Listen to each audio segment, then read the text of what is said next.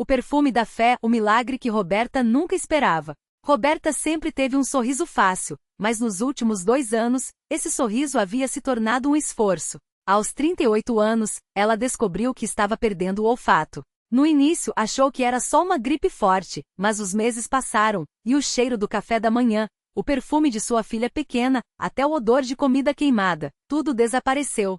Os médicos deram um nome complicado para aquilo, hiposmia pós-viral.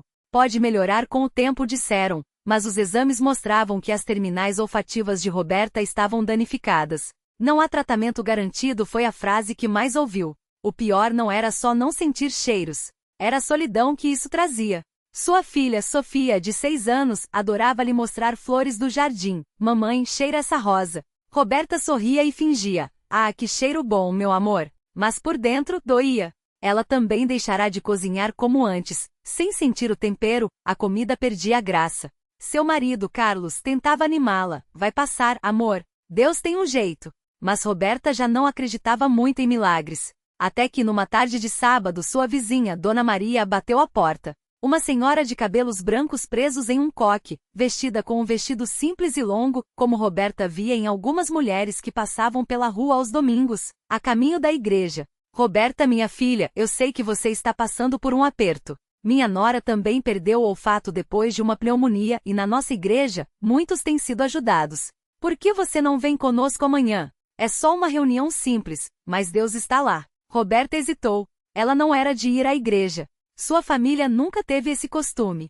Mas a dor no peito estava maior que o orgulho. Qual igreja? Perguntou. Congregação Cristã no Brasil, respondeu Dona Maria com um sorriso tranquilo. Lá não tem show, não tem banda, não tem nada de chamativo. Só irmãos reunidos cantando hinos à capela, ouvindo a palavra de Deus. E orando. Muito orando. No domingo seguinte, Roberta entrou na pequena sala de reuniões da CCB, acompanhada por Dona Maria. O lugar era simples, cadeiras de madeira enfileiradas, paredes claras, sem quadros ou enfeites. Os irmãos e irmãs vestiam-se com modéstia, as mulheres com saias ou vestidos longos, os homens de camisa social. Não havia instrumentos, mas quando começaram a cantar, Roberta sentiu algo estranho. As vozes unidas preenchiam o ambiente com uma melodia pura, como se cada nota fosse uma oração. O hino era o 123, Jesus, amado Salvador, escuta a minha oração. Ela não conhecia a letra, mas as palavras entraram nela como um bálsamo. O ancião, um homem de rosto sereno e barba grisalha, dirigiu a reunião com voz calma. Ele leu passagens da Bíblia, falou sobre a fé que move montanhas, sobre como Deus ouve os que clamam a Ele. Depois veio o momento das orações. Os irmãos se ajoelharam e Roberta, sem saber bem o que fazer, seguiu o exemplo. Ouviu pedidos simples e sinceros, por um filho doente, por um marido desempregado, por paz no lar. Quando foi sua vez de orar, as palavras não vieram. Só lágrimas. Dona Maria segurou sua mão e orou por ela. Senhor, esta irmã está aqui com o coração partido. Tu conheces sua dor. Toca nela, Pai. Em nome de Jesus. No final, houve a Santa Ceia. Roberta observou os irmãos partilhando o pão e o vinho com reverência, lembrando a morte e a ressurreição de Cristo. Algo nela se mexeu. Não era só emoção. Era como se uma porta que estava fechada há muito tempo tivesse sido entreaberta. Roberta voltou na quarta-feira, à reunião de oração. Dessa vez foi sozinha. O ancião a recebeu com um aperto de mão firme e um sorriso. Fique à vontade, irmã. Deus a trouxe até aqui por um motivo. Ela sentou-se no fundo, ouvindo os testemunhos. Um irmão contou como foi curado de uma dor nas costas que o impedia de trabalhar. Uma irmã compartilhou como Deus providenciou o dinheiro exato para pagar uma dívida no último dia. Roberta sentia o coração acelerado. Será que Deus também pode me ouvir? Naquela noite, depois das orações, o ancião se aproximou. Irmã Roberta, você gostaria que orássemos especificamente por sua cura? Ela sentiu envergonhada, mas com um fio de esperança. Os irmãos se reuniram ao seu redor, impuseram as mãos sobre sua cabeça e clamaram a Deus. Não foram palavras bonitas ou elaboradas, foram pedidos simples, cheios de fé. Senhor, restaura o olfato desta tua filha. Que ela sinta novamente os cheiros que tu criaste. Em nome de Jesus. Roberta fechou os olhos. E então sentiu algo. Não foi um cheiro, mas uma sensação quente, como se uma brisa suave tivesse passado por seu rosto. Ela abriu os olhos, confusa. O ancião sorriu. Deus ouviu, irmã. Agora é só confiar. Na sexta-feira seguinte, Roberta acordou com um pressentimento. Foi à cozinha preparar o café como sempre fazia por hábito. Quando o cheiro do pó de café atingiu suas narinas, ela congelou. Será que... Respirou fundo. Sim, era fraco, mas estava lá, o aroma quente e terroso do café. Ela correu até o jardim, arrancou uma rosa e cheirou. Lágrimas escorreram. O perfume adocicado da flor invadiu suas memórias. Era como se o mundo, que estava em preto e branco, ganhasse cores novamente. Carlos chegou da padaria e a encontrou chorando, com a rosa no colo.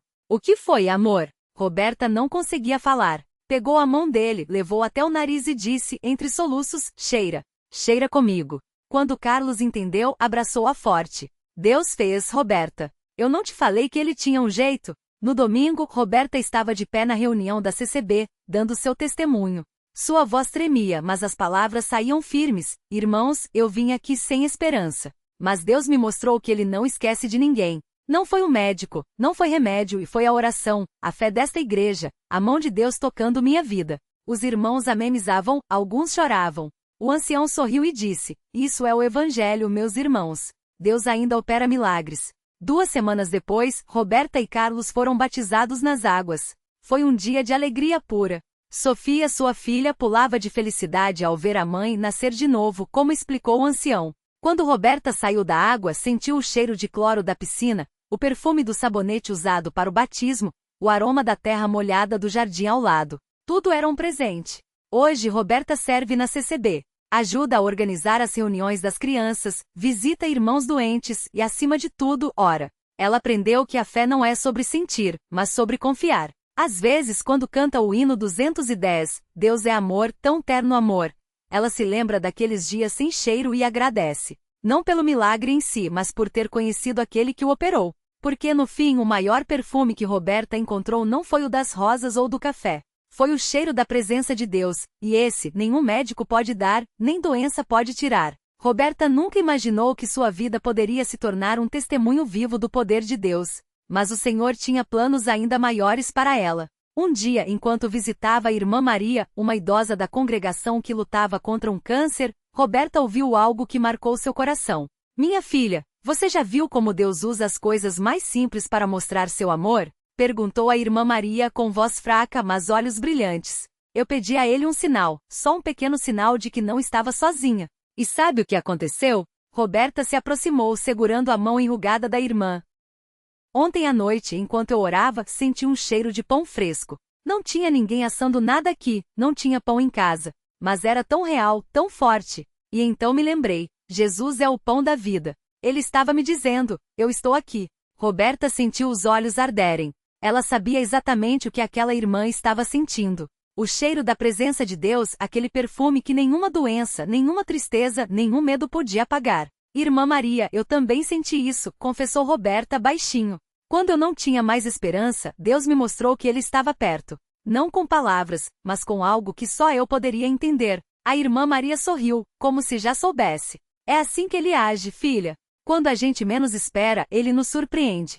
Naquela noite, Roberta voltou para casa com o coração cheio. E foi então que ela teve uma ideia. Se Deus usava cheiros, memórias e coisas simples para tocar as pessoas, por que não usar isso para levar mais almas a Ele? No domingo seguinte, durante o culto, Roberta se levantou para dar seu testemunho. Falou da doença, da falta de esperança, do dia em que tudo mudou. E quando contou sobre o cheiro do café, do pão, da terra molhada, coisas que Deus usou para falar com ela, muitas pessoas na congregação choraram. Alguns se levantaram para pedir oração, outros simplesmente ficaram em silêncio, como se estivessem sentindo pela primeira vez que Deus também falava com eles de um jeito especial. Depois do culto, uma jovem chamada Priscila se aproximou de Roberta com os olhos vermelhos. Irmã, eu também perco o olfato às vezes. Os médicos não sabem o porquê. Mas hoje, enquanto a senhora falava, eu senti um cheiro de jardim, de flores. Não sei explicar, mas foi como se Deus estivesse me dizendo que Ele não esqueceu de mim.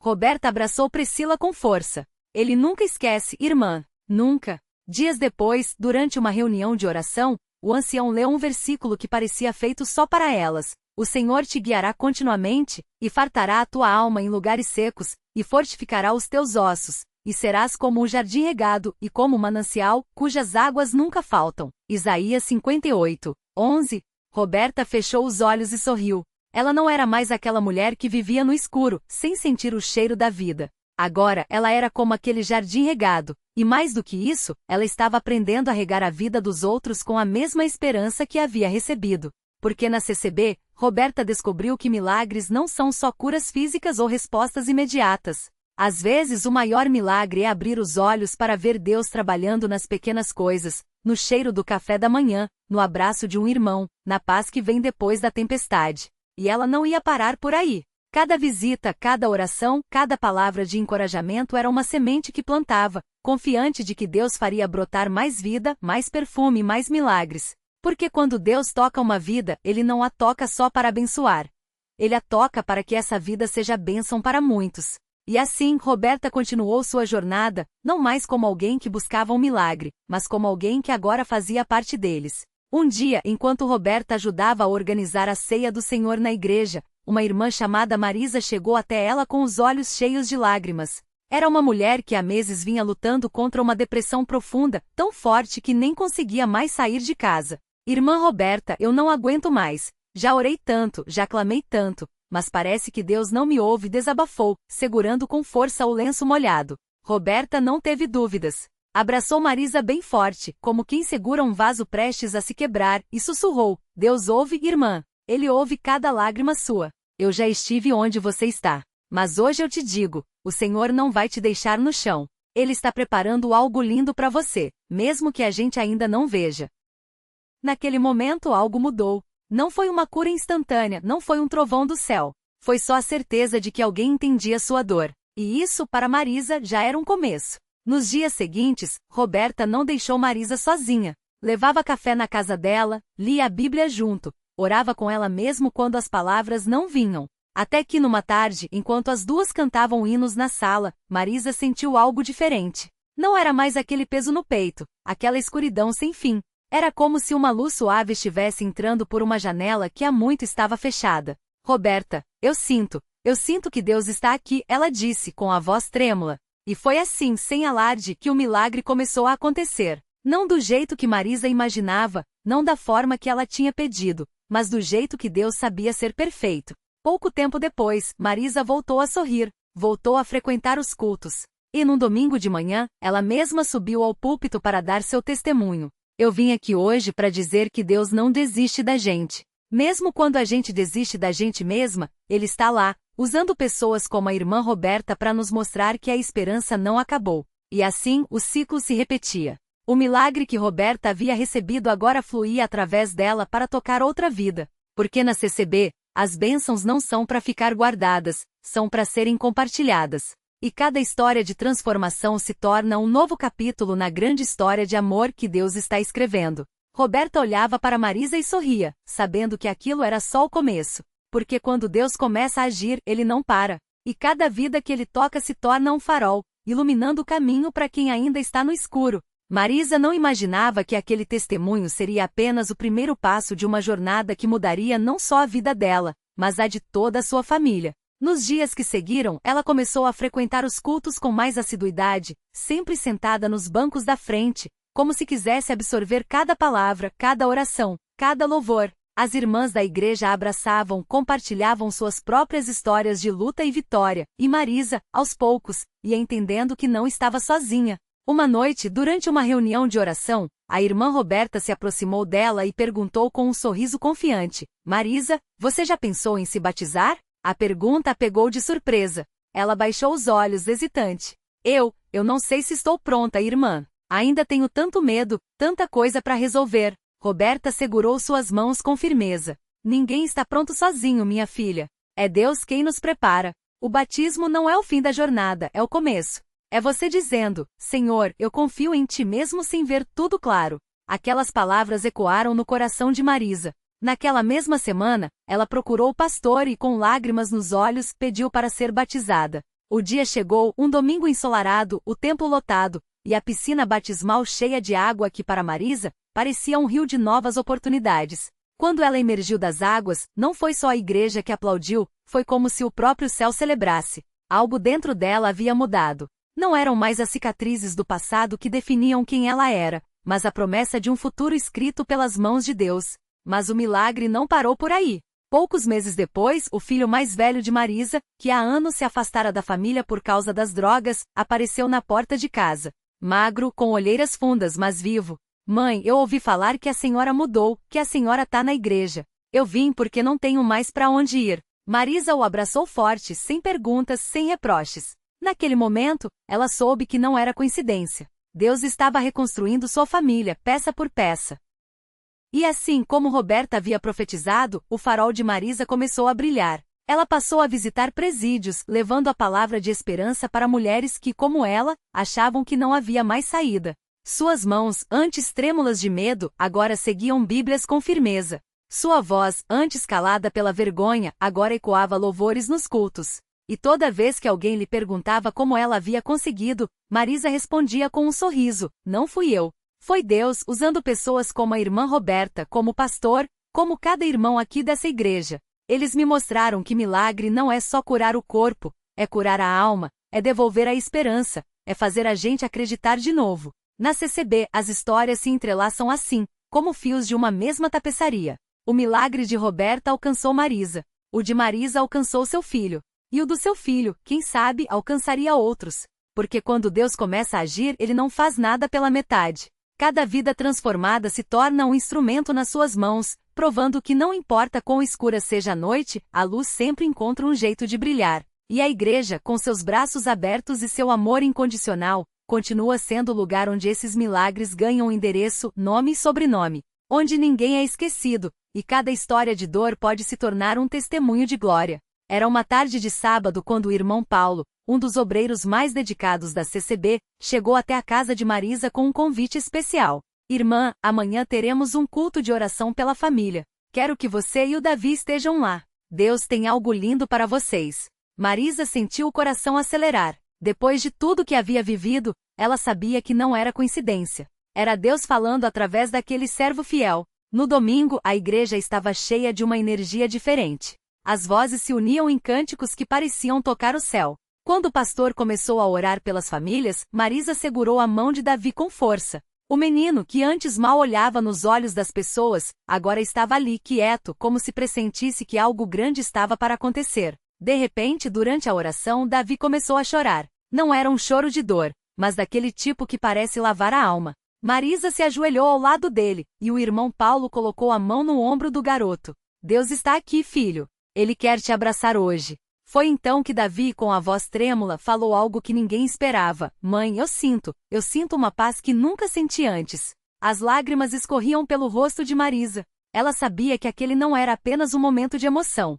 Era o milagre que ela tanto havia pedido. O menino que antes vivia preso no silêncio e na revolta agora abria o coração para Deus. E como se fosse um sinal divino, na mesma hora, uma irmã da igreja se aproximou com um bilhete na mão. Irmã Marisa, Deus me falou para te dar isso. Era um versículo. Eis que faço novas todas as coisas, Apocalipse 21h05. Nos dias que se seguiram, Davi começou a mudar de uma forma que só Deus poderia operar. Ele passou a participar dos cultos da mocidade, a sorrir mais, a conversar com os irmãos. Até seus professores na escola notaram a diferença. Davi está mais atento, mais tranquilo, disseram a Marisa em uma reunião. E ela, com os olhos brilhando, respondia: é Deus, minha irmã. Só pode ser Deus. Mas o milagre não parou por aí. Uma noite, enquanto a família orava em casa, Davi olhou para a mãe e disse: Mãe, eu quero ser batizado. Quero servir a Deus como a senhora. Marisa não conseguiu segurar as lágrimas.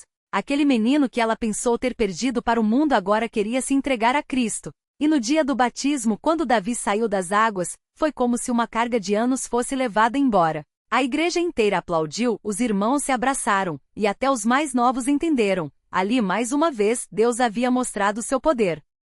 Hoje, Davi é um jovem dedicado na CCB. Ele ajuda nos cultos, visita os doentes e sempre tem uma palavra de ânimo para quem precisa. Marisa, que já foi uma mulher quebrada pela dor, agora é uma das irmãs mais ativas na obra do Senhor. E toda vez que alguém pergunta como tudo mudou, ela sorri e diz: foi Deus. Ele pegou os cacos da minha vida e fez um vasto tão lindo que até hoje eu me maravilho. Porque na CCB, os milagres não são apenas histórias que se contam, são vidas que se transformam. E cada testemunho, como o de Marisa e Davi, é uma prova de que quando Deus começa a agir, ele não para até que a vitória seja completa. A igreja continua de portas abertas, os braços estendidos, e o coração disposto a receber quem precisa de um milagre. Porque aqui, ninguém sai como entrou. Todos saem diferentes. Todos saem abençoados. E o milagre se completou. Anos depois, Davi, aquele mesmo menino que Marisa encontrou chorando nos fundos da igreja, tornou-se um jovem de fé inabalável.